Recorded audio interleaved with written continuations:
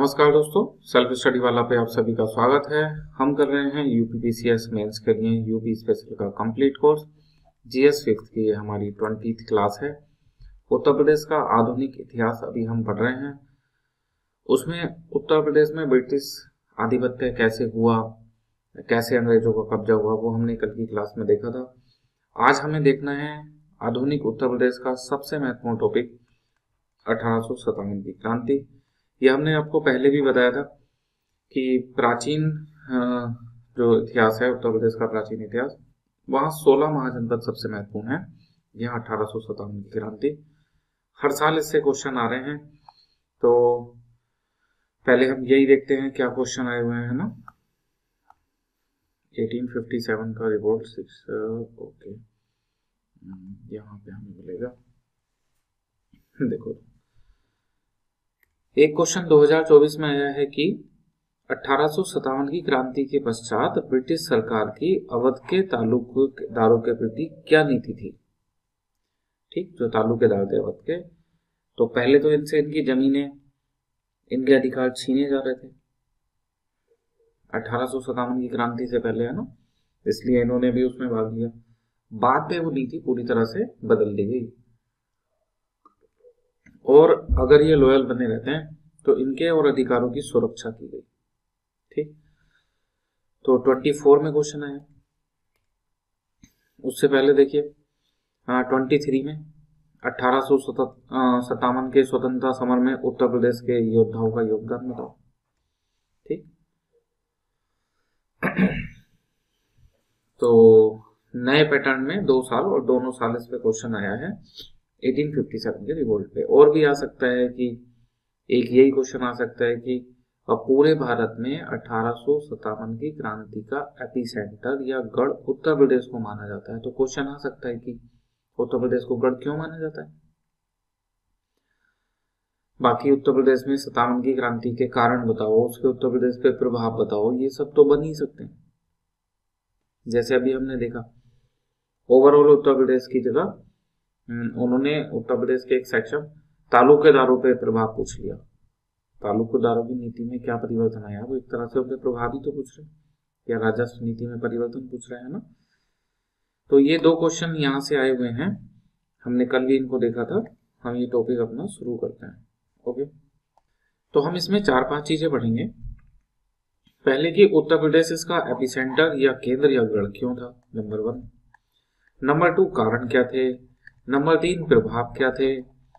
और नंबर 4, जैसे उन्होंने पूछा कि तालुकेदारों की नीति में क्या परिवर्तन आया, तो अंग्रेजों के जो भिन्न भिन्न सेक्शन थे उत्तर प्रदेश में, उनके प्रति नीति में क्या परिवर्तन आया।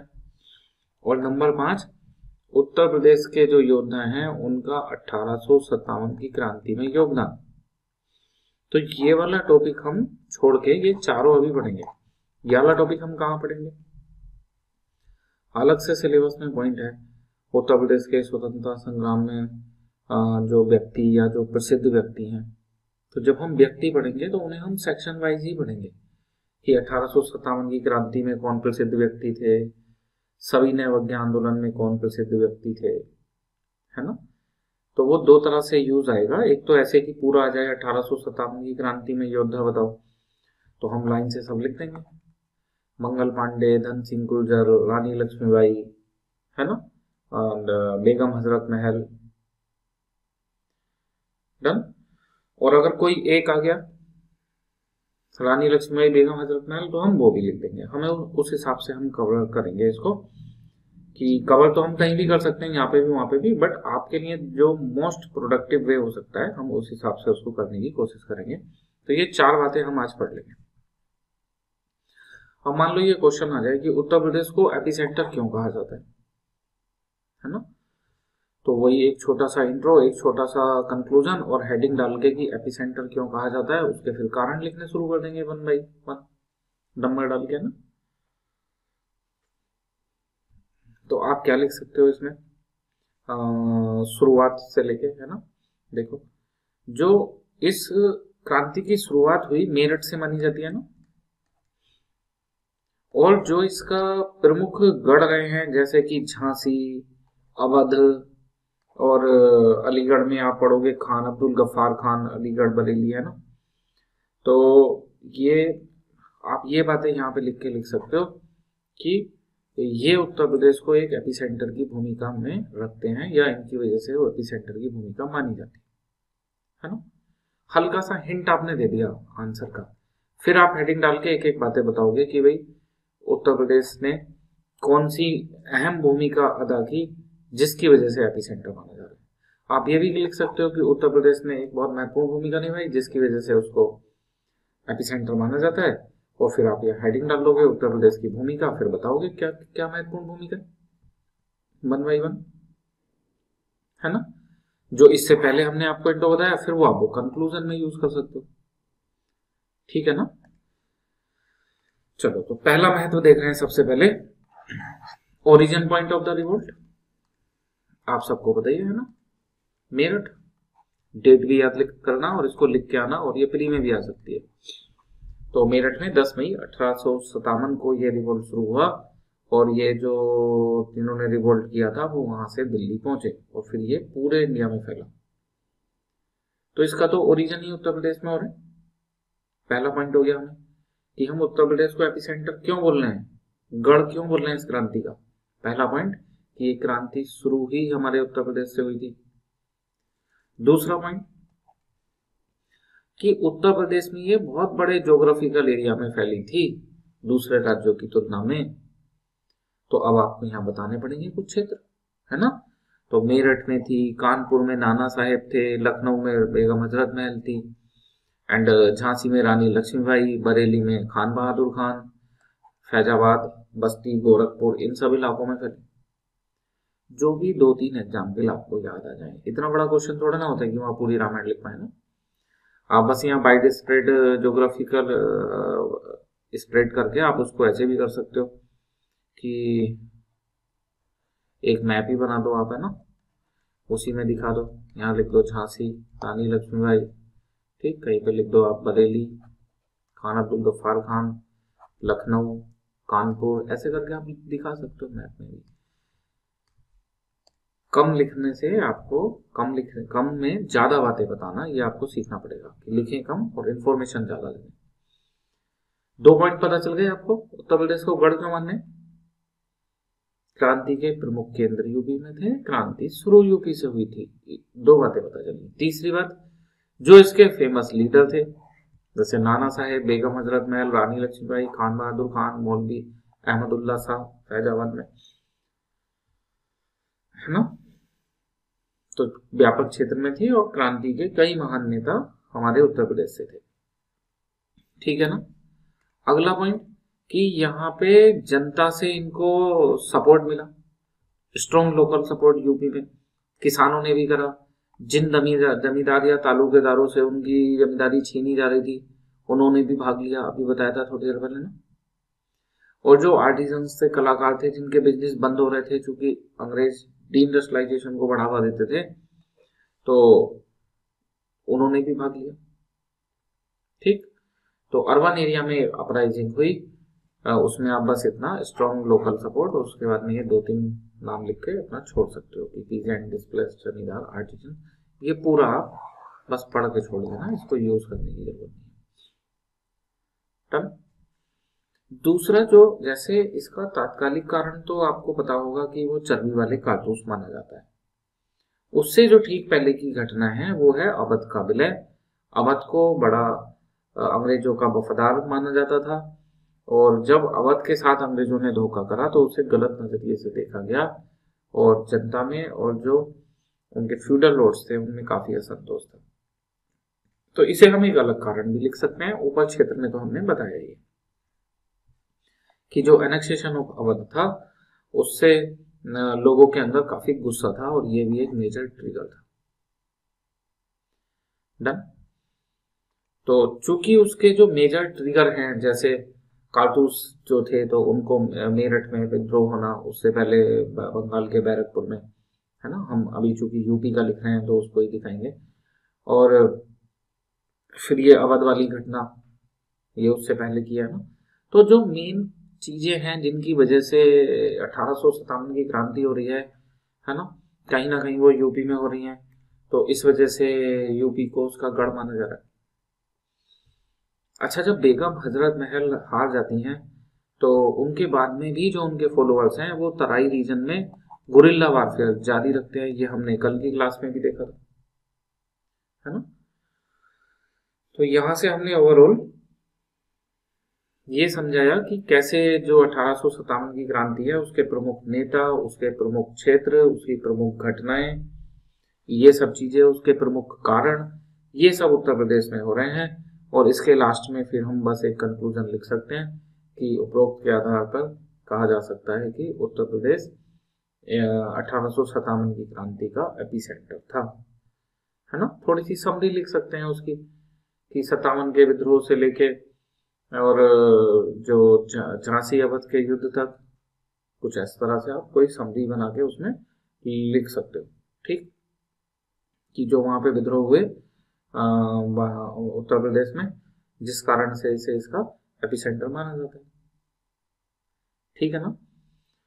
तो पहला टॉपिक हमारा पूरा आ गया। एक बार जल्दी से सोच लो कि अगर ये आ जाए कि उत्तर प्रदेश को एपिसेंटर क्यों माना जाता है तो लिख लोगे। 7 मेजर पॉइंट हैं आपके पास, फिर उनके अंदर आपके पास सब पॉइंट हैं। तो अगर सबको काउंट कर लें तो 10-11 पॉइंट आपके पास हैं, काफी अच्छे हैं। इससे चाहे 12 मार्कर हो चाहे 8 मार्कर आपके दोनों हो जाएंगे, ठीक। अगला देखते हैं 1857 की क्रांति के उत्तर प्रदेश में कारण। तो कारण तो इसके वही होंगे जो आप उत्तर प्रदेश में क्या, जो पूरे इंडिया में 1857 की क्रांति के कारण थे कि अंग्रेज शोषण करते थे और ये सब, है ना। तो अगर ये आ जाए उत्तर प्रदेश में 1857 के विद्रोह के कारण, फिर क्या करें। फिर बस आपको ये करना पड़ेगा कि उदाहरण उत्तर प्रदेश के डालने पड़ेंगे हर चीज में। जैसे आप वहां पे लिखोगे ना कि किसानों का शोषण, तो आप यहाँ पे उसको मेंशन करोगे बाकायदा कि अवध के किसानों का शोषण या पूर्व के किसानों का शोषण, है ना। कल हमने देखा था कहाँ पे कौन सी व्यवस्था आई थी। अगर आप लिखोगे चर्बी वाले कारतूस, तो उसमें आप मेरठ की घटना का जिक्र करोगे, है ना। अगर आप लिखोगे कि ब्रिटिश एनेक्सेशन की जो पॉलिसी थी, हड़प नीति, तो आप उसमें झांसी का उदाहरण दोगे। अगर आप लिखोगे कुशासन की नीति, तो उसमें आप फिर अवध का उदाहरण लिखोगे। तो आप उन्हीं उन्हीं कारणों में जो आपने फर्स्ट पेपर में पढ़े होंगे, यूपी की घटनाएं, यूपी के उदाहरण दे देके उसे यूपी के संदर्भ का बना सकते हैं, ठीक। तो इसके कारण देखते हैं हम जल्दी से 1857 की क्रांति के क्या कारण रहे हैं। पहला पॉलिटिकल कारण।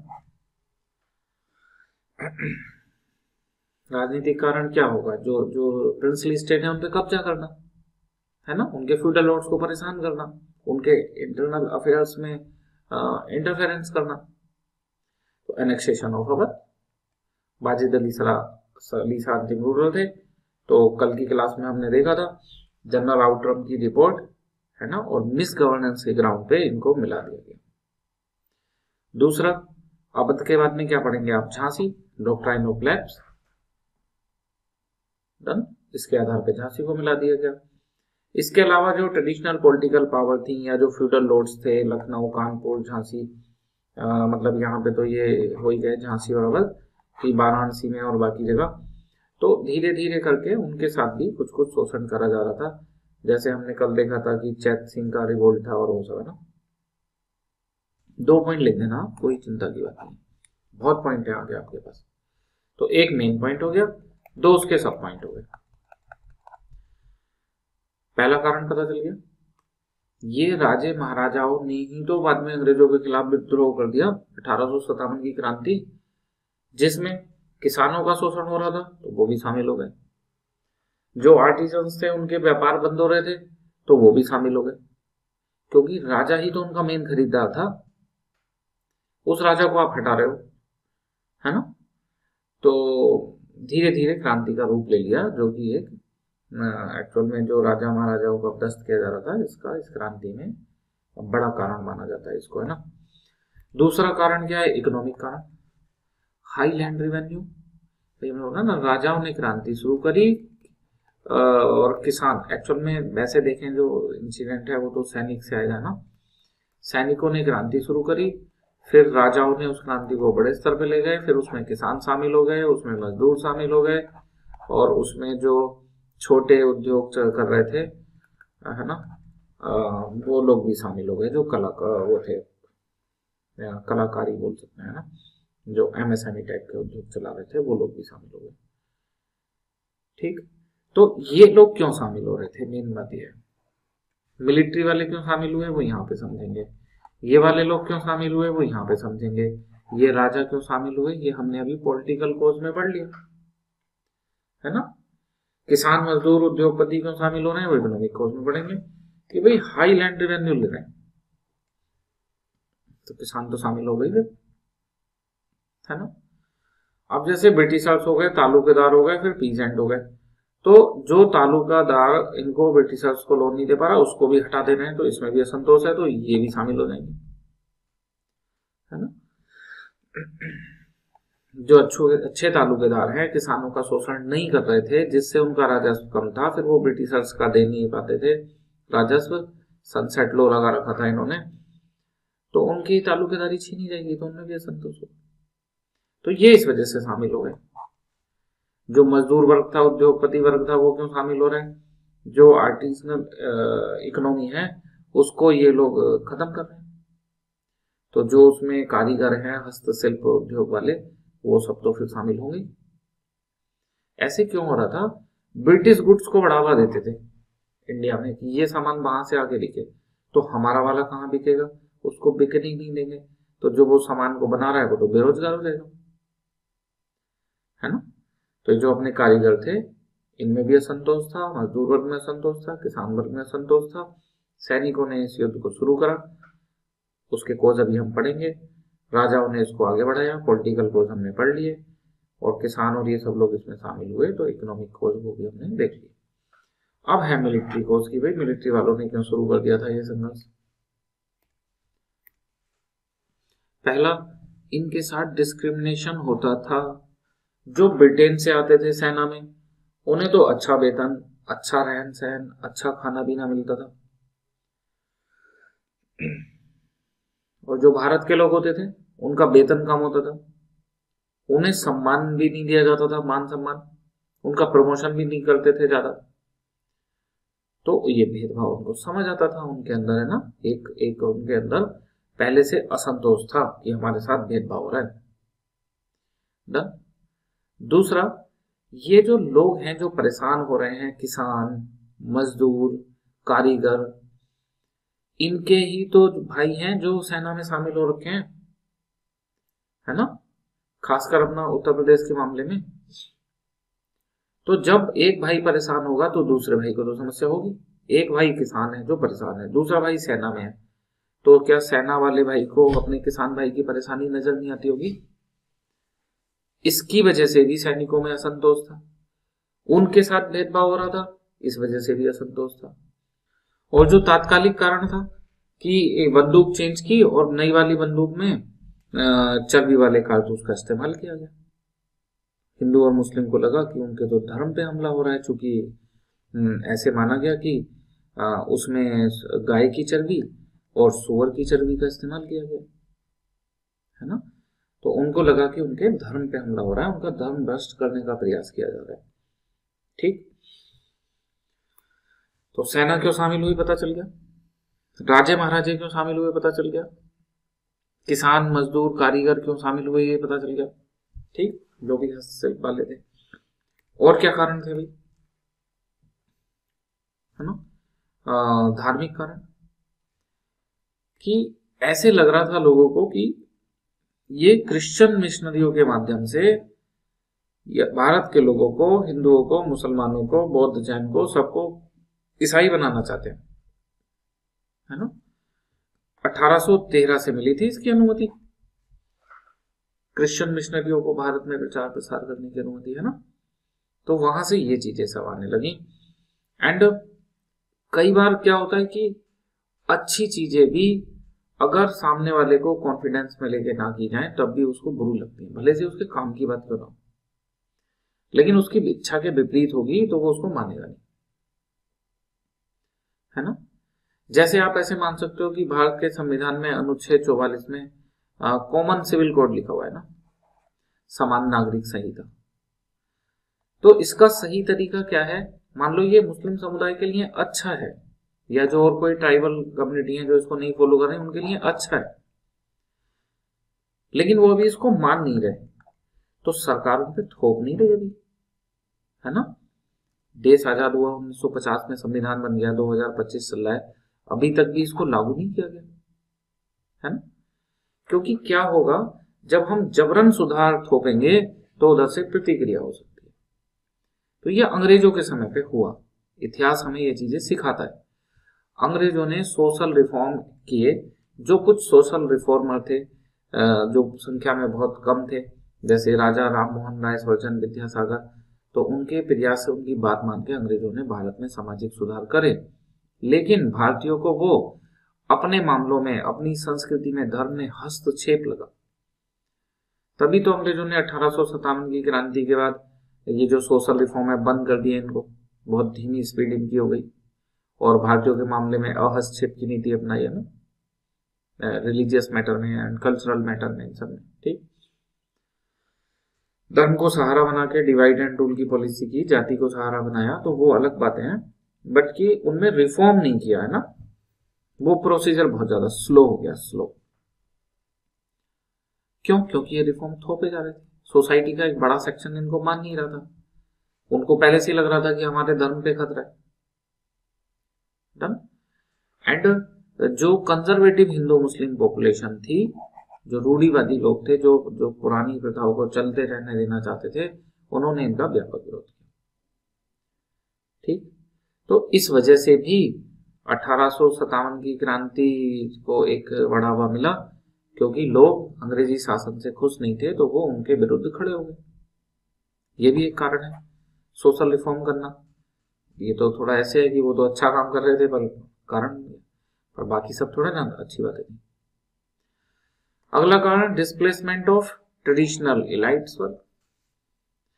जैसे जो इससे पहले जैसे अवध के नवाब हैं, और जो सोल्जर्स की बटालियन खत्म कर दी वो लोग हैं, जो राजा महाराजाओं के कोर्ट में ऑफिशियल्स होते थे, जो कारीगर कलाकार होते थे, संगीतज्ञ होते थे, इतिहासकार, उन सबको हटा दिया गया। ये सोसाइटी का इलाइट वर्ग था, तो इसमें भी असंतोष था। ये भी राजे महाराजे करेंगे विद्रोह, तो ये सब भी शामिल हो जाएंगे। 5 तो आपने यहां तक सीधे सीधे पॉइंट देखे, और हर पॉइंट में अंदर 2-3 सब पॉइंट देखे, कुल मिला के आपको 15 पॉइंट लगभग पता चल गए, है ना, उत्तर प्रदेश में क्रांति के कारण।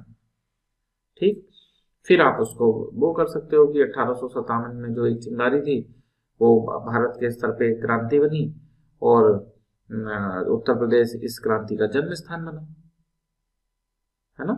यही लाइन आप उसमें भी यूज कर सकते हो, थोड़ी देर पहले जो एपिसेंटर वाला क्वेश्चन था। आसान है ना, कोई ज्यादा भारी चीज तो नहीं है। टॉपिक महत्वपूर्ण है, तो हमने भारत को क्यों एपिसेंटर कहा जाता है, गढ़ इस क्रांति का, वो भी समझ लिया, और उत्तर प्रदेश में इस क्रांति के क्या कारण थे वो भी हमने देख लिया।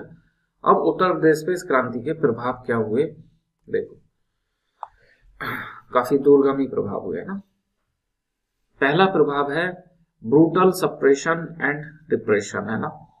जो लोग क्रांति में शामिल हो रहे थे उनका भीषण दमन करा गया, उन्हें या तो गोली मार दी गई, उन्हें फांसी पे चढ़ा दिया गया, या वो लोग खुद ही उत्तर प्रदेश को छोड़ के कोई नेपाल चले गए, कोई साउथ में चले गए ना। और जो जनता साथ दे रही थी, जैसे किसान और ये सब, उन पे भीषण अत्याचार किए गए, और बाद में लगान की दर भी बढ़ा दी गई, जो बार का हर जाना है उसको भुगतने के तौर पर, युद्ध की जो भरपाई है उसके तौर पर, है ना। तो ये बड़ा खराब प्रभाव हुआ उत्तर प्रदेश के ऊपर। लेकिन इसी वजह से जो कुछ एक वर्ग था समाज में जो अंग्रेजों को अच्छा मानता था, क्योंकि अंग्रेज भारत में कुछ कुछ सुधार कर रहे थे, उसकी आंखें खुली और उसको लगा कि भारत में अंग्रेजी शासन उतना अच्छा नहीं है जितना अच्छा वो सोचते हैं, क्योंकि उन्होंने इन अत्याचारों को देखा। जब महिला, बच्चे, पुरुष इन पे अत्याचार किए गए तो उनकी आंखें खुली कि हम इसको जितना सभ्य सरकार मान रहे हैं ये उतनी सभ्य नहीं है। तो इससे क्या होगा, एक फायदा, जो आगे का स्वतंत्रता संघर्ष है उसका बीजारोपण होगा। वही लोग जिनकी आंखें खुलेंगी, अब उनमें से ही कुछ लोग आगे जाके मोतीलाल नेहरू बनेंगे, कोई जवाहरलाल नेहरू बनेंगे, या जो जिन लोगों की आंखें खुली है उनसे प्रभावित होकर वो बनेंगे। मतलब इन शॉर्ट आप ये सब कथा कहानी थोड़ा लिखोगे पेपर में, आप तो इसको एक सुंदर सी लाइन में लिखोगे कि इसने आगे की आंदोलन का मार्ग प्रशस्त किया। डन ना। एंड ऑफ इंडिजीनियस रूल, जो प्रिंसली स्टेट थी वो समाप्त होने लगी इस क्रांति के पहले, जो भी समाप्त हो गई थी। बाद में तो अंग्रेजों ने फिर ये नियम बनाया कि अब किसी प्रिंसली स्टेट में ऐसे विलय नहीं किया जाएगा, एंड स्टेटस क्यो की स्ट्रेटेजी अपनाई गई कि अब जो जैसा है वैसे ही रहेगा। भारत इस समय दो तरह का हो गया था, कुछ जगह जो ब्रिटिशर्स का कब्जा था, ब्रिटिश इंडिया, और जहां कब्जा नहीं था अभी करना बाकी था वो प्रिंसली स्टेट। तो इन्होंने बोला अब स्थिति ऐसी रहेगी, जो प्रिंसली स्टेट है वो princely state, British India British India, है ना। तो ब्रिटिश इंडिया का शासन तो सीधे अंग्रेज चलेंगे। प्रिंसली स्टेट के लिए इन्होंने ब्रिटिश पैरामाउंटेसी का रूल लाए कि इन्होंने ब्रिटिश पैरामाउंटेसी एक्सेप्ट करनी थी, और इन्होंने की, है ना। तो उससे इनके जो 3 संबंध हैं वो ब्रिटिश सरकार देखती थी, और इन सब के जो ऊपर होता था वो भारत में क्राउन का प्रतिनिधि वायसराय होता था, और इन वाले क्षेत्रों के लिए गवर्नर जनरल होता था। ये अभी हमारी स्टडी का पार्ट नहीं है, तो हम इसको हटाते हैं। अभी हमारा पार्ट ये है कि इस समय इंडिजिनियस रूल जो थे, जो पहले खत्म कर दिए गए थे, वो हमेशा के लिए खत्म हो गए, जैसे अवध, झांसी। 2 एग्जाम्पल लिख दोगे। ये प्रभाव हो गया दूसरा। पहला प्रभाव, काफी अत्याचार करा गया उत्तर प्रदेश के लोगों पे। दूसरा कि उत्तर प्रदेश में जो ये इंडिजिनियस रूलर थे उन्हें समाप्त कर दिया गया, उनके क्षेत्रों को विलय कर दिया गया ब्रिटिश इंडिया में। तीसरा एडमिनिस्ट्रेटिव चेंज है। अब जब इन्हें खत्म करके मिला रहे हैं अपने शासन में, तो एडमिनिस्ट्रेटिव चेंज आएंगे। उस समय का सबसे बड़ा चेंज क्या होता था? रिवेन्यू पॉलिसी, है ना। देखो वो इकोनॉमिक कंसीक्वेंस में लिखा है, आप चाहो तो यहाँ भी लिख सकते हो।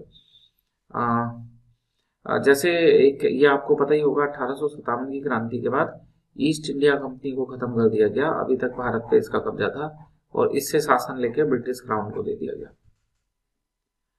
Done.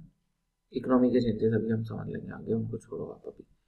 Princely state of British India now governed bye viceroy, and British India by governor general, ये आपको पता ही है। लखनऊ, इलाहाबाद, ये मेजर सेंटर बनने लगे ब्रिटिश एडमिनिस्ट्रेशन के, मेजर सेंटर। ये एडमिनिस्ट्रेटिव चेंज आ रहे हैं उत्तर प्रदेश में। प्रभाव पूछ रहे हो ना उत्तर प्रदेश पे क्या प्रभाव पड़ रहा है, तो ये प्रभाव पड़ रहा है उत्तर प्रदेश पे ना।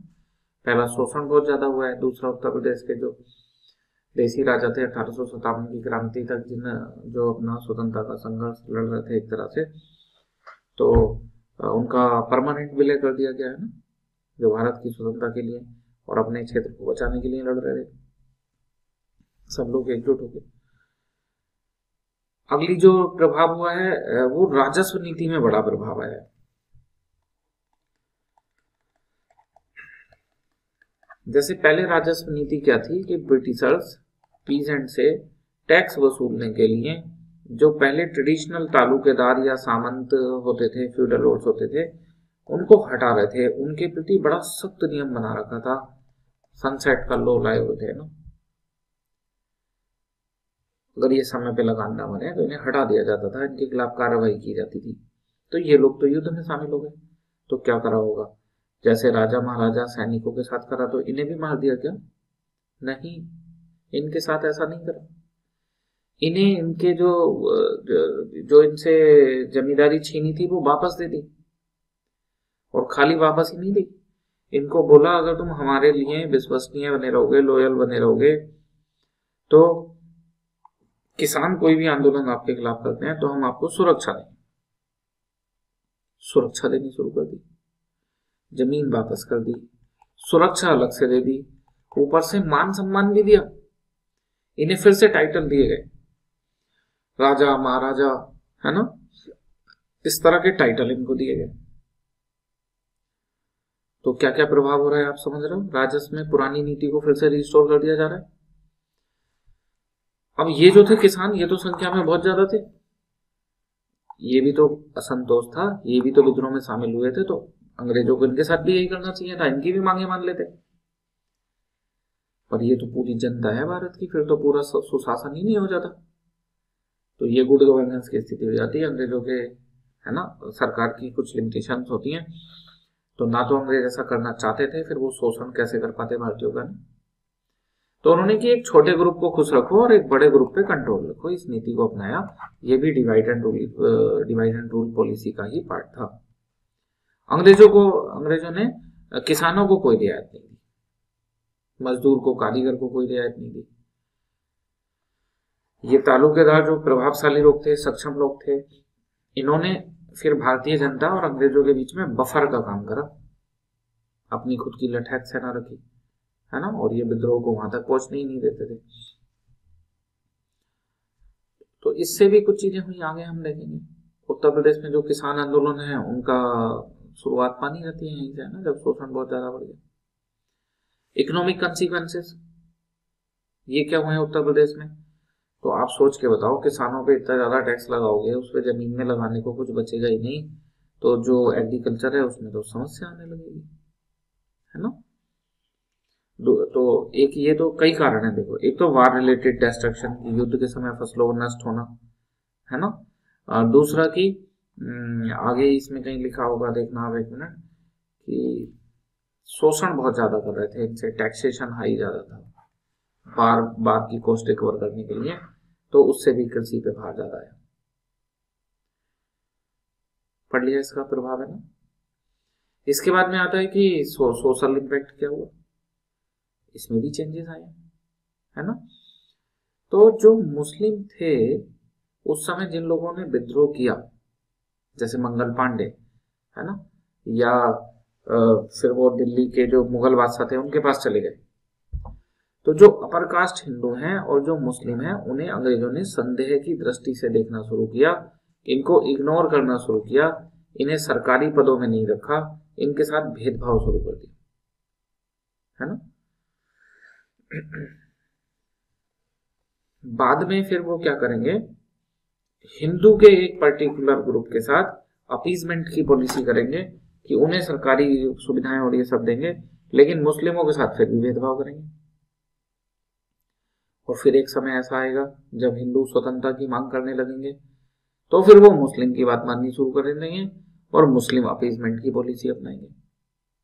ये भी डिवाइड एंड रूल पॉलिसी का ही पार्ट है। तालुकेदार और किसानों को लड़ा देना, दोनों को आपस में, डिवाइड एंड रूल। फिर उसके बाद में अपर कास्ट को लोअर कास्ट से लड़ा देना, डिवाइड एंड रूल। हिंदू को मुस्लिम से लड़ा देना, डिवाइड एंड रूल। और वो ऐसा बीज बो के गए हैं, भारत का समाज आज भी उसके जो बीज से जो एक वो 20 रूपी पेड़ उगा है, उससे आज भी पूरा समाज प्रताड़ित है ना। आज भी लोग जाति धर्म इसको लेके लड़े हुए हैं। जो हिस्ट्री हम पढ़ रहे हैं उस पे ब्रिटिशर्स का व्यापक प्रभाव है। हम वो पढ़ रहे हैं जो वो हमें पढ़ाना चाहते थे, ना कि हम वो पढ़ रहे हैं जो हुआ था, है ना। इस पे एक व्यापक प्रभाव है, वो पूरा एक रिसर्च का विषय है, उसमें भी हमें नहीं जाना। हमें तो 1857 की क्रांति के प्रभाव देखने हैं। तो सामाजिक प्रभाव यह हुआ कि शासन प्रशासन से मुस्लिम और जो प्रकाश हिंदू हैं उनको अलग कर दिया गया, क्योंकि यही लोग शासन प्रशासन में उस समय प्रभावी पदों पे थे और इन्होंने ही विद्रोह करा था। मतलब एक्सक्लूसिवली नहीं बोल रहे हैं कि ये बड़ी मात्रा में थे, ठीक। और इसका प्रभाव क्या होता है, मानसिक राजनीतिक प्रभाव, साइकोलॉजिकल एंड पॉलिटिकल इंपैक्ट। चूंकि अंग्रेजों के खिलाफ एक बड़ा विद्रोह हुआ है, तो फिर ब्रिटिशर्स और इंडियन ये एक दूसरे के प्रति इनका मन में विश्वास खत्म हो जाएगा। ब्रिटिशर्स ने उसको बहुत ब्रूटली दबा दिया पूरे विद्रोह को, तो ये दोनों एक दूसरे पे विश्वास नहीं कर पाएंगे, है ना। ये एक साइकोलॉजिकल इम्पैक्ट है। फिर ब्रिटिशर्स जो इंडियंस हैं उनके बीच में डिवाइड एंड रूल पॉलिसी अपना रहे हैं, ये भी समाज पे एक साइकोलॉजिकल इम्पैक्ट है। अपर कास्ट को लोअर कास्ट से लड़ा रहे हैं, हिंदू को मुस्लिम से लड़ा रहे हैं, है ना। नॉर्थ इंडियन को साउथ इंडियन से भी लड़ाने का प्रयास करेंगे। तो ये काम भी अंग्रेजों ने यहाँ पे किया है। एंड ये जो युद्ध है या जो रिवोल्ट था 1857 का, इसमें तो भारतीयों की डिफीट हुई, but the revolt inspired future leaders and ignited nationalist sentiment. तो ये तो हमने थोड़ी देर पहले बताया ही था भैया, कि जिन लोगों ने यहाँ पे इन अत्याचारों को देखा उन्हीं लोगों ने आगे जाके नेशनल मूवमेंट को लीड किया, क्योंकि उनकी आंखें खुल गई कि अंग्रेजी शासन सभ्य शासन नहीं है, खासकर इंडिया में, है ना। अपने देश में होगा उनका शासन सभ्य शासन, लेकिन हमारे ऊपर उनका शासन एक सभ्य सिविलाइज गवर्नेंस नहीं थी। ठीक, तो यहां से एक राइज ऑफ पॉलिटिकल अवेकनिंग कि लोगों में जो राजनीतिक चेतना है वो आई इस रिप्रेशन की वजह से।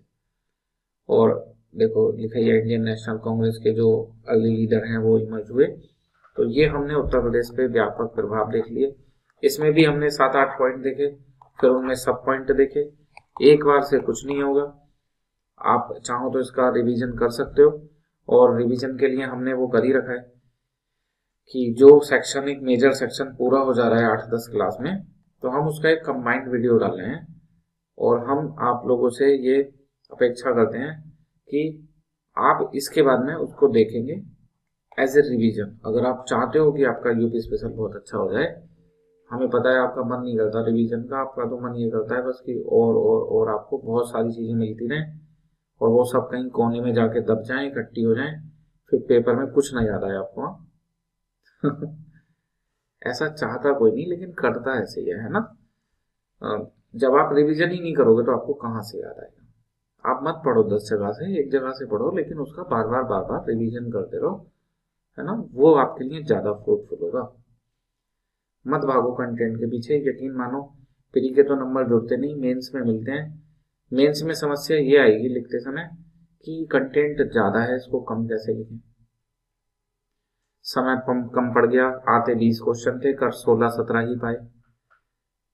वहां ये समस्याएं आएंगी, कंटेंट कम है, ये तो मेंस के लेवल पे प्रॉब्लम ही नहीं है ना।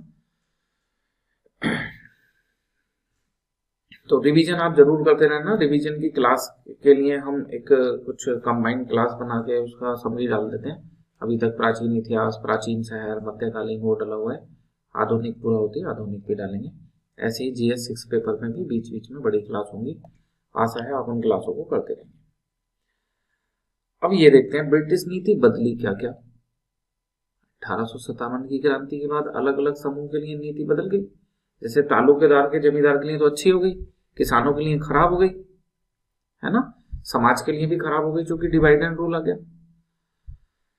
तो इसमें एक पूछ ली उन्होंने तालुकेदार वाली। हम हर सेक्शन में लगभग इतना पढ़ लेंगे कि वो कुछ भी पूछे तो अपना आंसर आप कर पाओगे, है ना। और अच्छी बात यह है कि ये नोट्स में पहले से ही कवर किया गया था। 2024 में इन्होंने ये पूछा है ना। देखो तो पॉलिसी टुवर्ड्स द जमींदार या तालुकेदार, उनके प्रति नीति क्या थी 1857 से पहले, है ना। देखो यहाँ पे कहना है कि ये डिवाइड एंड रूल का एक क्लासिकल एग्जाम्पल है। कैसे अभी समझ आ जाएगा। वैसे तो हमने बता ही दिया कि किसान और जमींदार के बीच में डिवाइड एंड रूल कराना है ना। 1857 से पहले इन्हें हटाया जा रहा था, इनकी जमीनें छीनी जा रही थी, और बाद में क्या हुआ, जमीनें वापस दे दी, लैंड राइट दे दिए इनको, ऊपर से प्रिविलेजेस भी दे दिए। कब तक मिलेंगे, जब तक ये लोयल बने रहेंगे ब्रिटिश गवर्नमेंट के लिए। और इतना ही नहीं, अभी आगे देखेंगे टाइटल वगैरह भी दिए हैं। लॉर्ड कैनिंग ने प्रोक्लेमेशन किया कि वो इनके इन राइट्स का प्रोटेक्शन भी करेंगे। अगर जनता विद्रोह करती है तो जमींदार को बचाया भी जाएगा। अब तो जमींदार जम के शोषण करेगा, डर तो है नहीं अब उसको किसी का। किसान विद्रोह करेंगे तो ब्रिटिश सेना आ जाएगी बचाने, है ना। और तो और जिन तालुकेदारों ने 1857 की क्रांति में भाग लिया था उन्हें भी माफ कर दिया गया, उनकी भी जमीनें वापस दे दी। एक वर्ग के लिए आप इतने उदार हो रहे हो और दूसरे वर्ग के लिए आप टैक्स बढ़ा दे रहे हो, किसानों का जम के शोषण कर रहे हो। तो अपने साम्राज्य को सुदृढ़ करने के लिए ही तो कर रहे हो। अगर समाज का भला करने के लिए करते तो सभी का भला करते ना, है ना। तो ये हमने देख लिया, तालुकेदारों की भी जमीनें वापस कर दी 57 की क्रांति में भाग लेने के बावजूद। परमानेंट सेटलमेंट टाइप का अरेंजमेंट कर दिया गया इन तालुकेदारों के साथ में, है ना। 7-8 पॉइंट हमने देख लिए, 7-8 नहीं में 4-5 लगभग हो गए ना। और जो तालुकेदार हैं बाद में वो एक बफर के तौर में, इंटरमीडियरी के तौर में काम आए। चर्चा कर चुके हैं, सब कुछ है ना। इन तालुकेदारों को सम्मान देने के लिए इन्हें टाइटल भी दिए गए, राजा, नवाब, ये सब। बाद में पेंशन भी दी गई, जुडिशियल अथॉरिटी भी दी गई।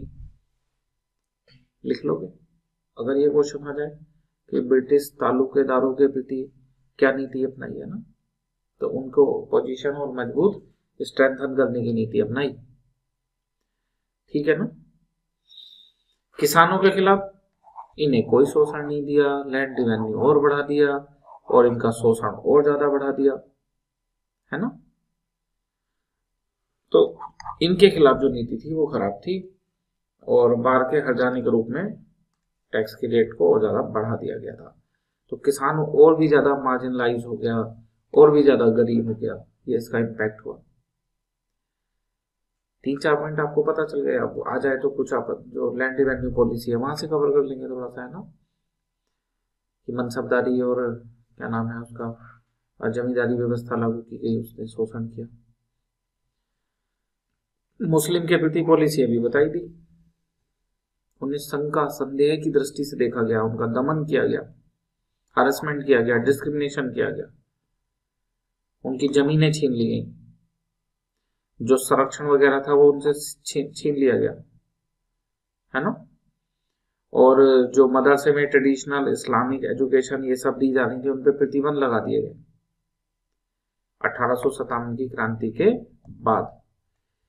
जब ये सब काम हो रहा होगा तभी अपने उत्तर प्रदेश के अलीगढ़ में चलेगा अलीगढ़ मूवमेंट, जिसे चलाएंगे सर सैयद अहमद खान। फिर खुलेगी अलीगढ़ मुस्लिम यूनिवर्सिटी। तो उनका एक मेन टारगेट क्या था कि मुस्लिम वर्ग को आधुनिक शिक्षा, ब्रिटिश या वेस्टर्न एजुकेशन दी जाए और जो अंग्रेजों का मुस्लिम के प्रति ये जो नजरिया है इसे बदला जाए, उसे दोस्ताना किया जाए, है ना, जिससे जो मुस्लिम वर्ग धीरे धीरे करके मार्जिनलाइज हो रहा है, हाशिए पर जा रहा है, ऐसा ना हो।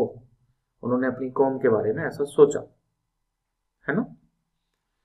तब जो उन्होंने मूवमेंट चलाया मुस्लिम समाज में सुधार के लिए, क्योंकि जब उसमें सुधार आएगा तब फिर अंग्रेजों से बेटर रिलेशन होंगे, तो उसको अलीगढ़ मूवमेंट कहा गया। फिर उसी से अलीगढ़ मुस्लिम यूनिवर्सिटी की स्थापना। तो ये सब भी हम पढ़ेंगे बाद में, है ना। अभी के लिए हमने बस आपको दे दिया कि हिंट एक दे दिया कि किस तरह से ये चीजें हो रही हैं। ओके, अगला देखते हैं समाज के हिंदू वर्ग के साथ में क्या हुआ। तो डिवाइड एंड रूल की पॉलिसी अपनाई गई और जो कुछ एक हिंदू वर्ग थे जिन्होंने 1857 की क्रांति में भाग लिया था, उन्हें छोड़ के इन्हें एडमिनिस्ट्रेशन में, एजुकेशन में, इनमें सब जगह हिस्सेदारी दी गई, शामिल किया गया। तो हिंदू समाज आगे निकलने लगेगा, मुस्लिम समाज पिछड़ने लगेगा। अब इसमें सर सैयद अहमद खान ने मूवमेंट चला दिया, तो फिर उस ये मुस्लिमों की जो स्थिति है वो सही करने के लिए, है ना, जिससे कि ऐसा ना हो।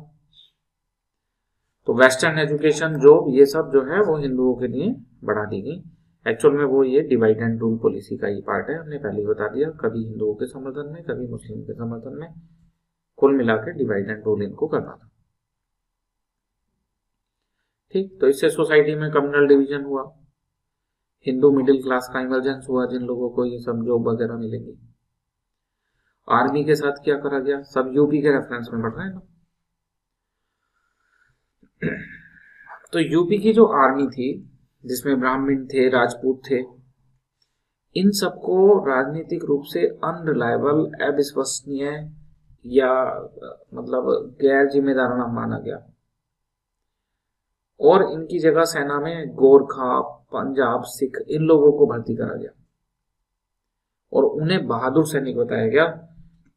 और जो उत्तर प्रदेश के सैनिक थे जिन्होंने प्रथम जो स्वतंत्रता संग्राम माना जाता है उसको प्रारंभ किया और इतने बड़े स्तर पे ले गए, उन सबको ऐसे कि मतलब अच्छा योद्धा नहीं माना गया, कि उनमें योद्धा के स्किल नहीं है ना, वो लड़ नहीं सकते।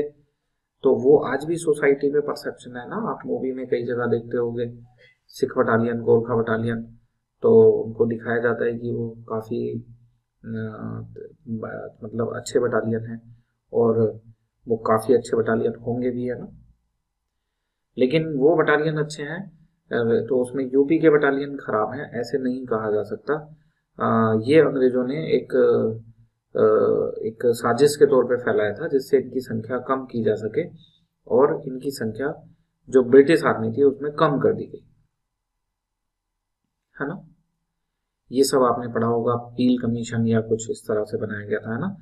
फिर जो ब्रिटिशर्स हैं उनकी संख्या भी बढ़ाई गई थी। तो सेना में क्या प्रभाव हो रहा है उत्तर प्रदेश में, ये आपने समझ लिया, है ना, कि इनकी संख्या को कम कर दिया गया।